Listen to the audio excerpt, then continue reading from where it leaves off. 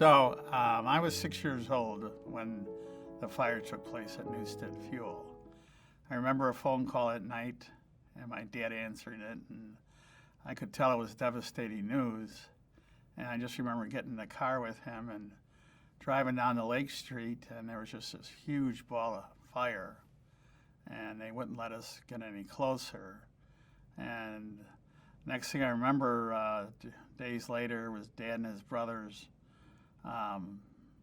being at the house trying to figure out what they were going to do. So after the fire, Dad and his brothers got together and tried to decide where they're going to go with this.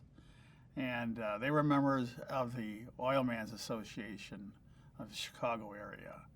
And they were very involved with a group of about 40 companies. And they went to a meeting with that group, and two of their competitors said they would help them with the deliveries through the winter. And that was Hardigan Fuel Oil and Bergman Oil.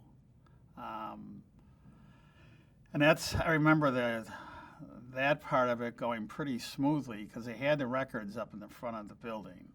So they had all the information as far as customers, accounting, and everything else. So it was just a warehouse that burned. It was a big hip roof on there, and it all caved in. And they had 9 oil trucks at the time, and 7 were destroyed.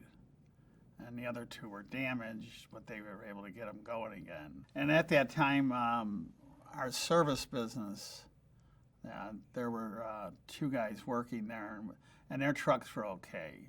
So we were able to continue the service. And customers were very understanding.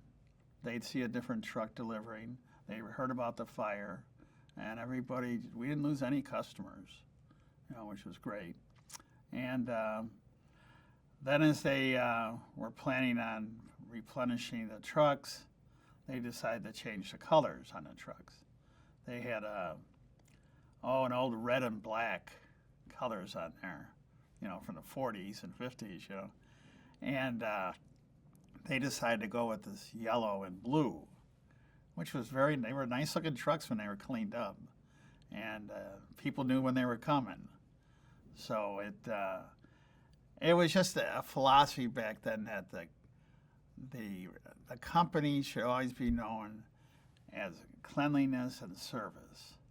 Our oil trucks were cleaned twice a week, go all the way through, and our service trucks were impeccably clean.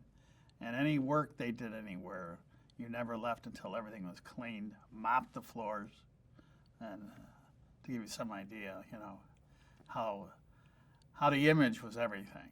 And then it was followed up with good service. On my left here is the original oil trucks where they were red in color, and I think they had some white and red in them. And then after the fire, they decided to go with the blue and yellow trucks as their signature color. And it was, you could see them coming. There was a fire at Newstead Fuel and Supply, and my father heard about it on the radio. I think it was on WGN, and it was a huge fire. And we went down after the fire was out. We were there after the fire was out, and we went in, and I remember the fire captain, chief, whatever he was, telling my father that the construction of the building had saved the roof from collapsing. It didn't collapse, but one thing for sure was that the oil trucks were all and one of them had blown up and gone through the roof into a parking lot 3 doors to the west. And I can remember just clearly walking in and how terrible it smelled. It was disgusting. I mean, it never smelled good back there. I mean, it wasn't like it was ever delightful. But it was really, really bad. And there was diesel oil. I mean, that's what fuel oil was diesel everywhere. And it was like, how are they ever going to recover from this? But they did. It was amazing to to see them, what they did to go through, how hard they worked, the hours they put in to recover from that. So I can actually remember walking out into the garage and seeing this scene shortly after the fire. And as it evokes the smell. It was terrible. And I remember that the fire marshal or fire chief or whatever he was said that the fact of this kind of structure for the roofing saved the whole place. That this made all the difference. And if I'm correct here, this is where the truck went through the roof. This is the corner where that truck was parked. And it wound up in the lot 2 or 3 doors to the west.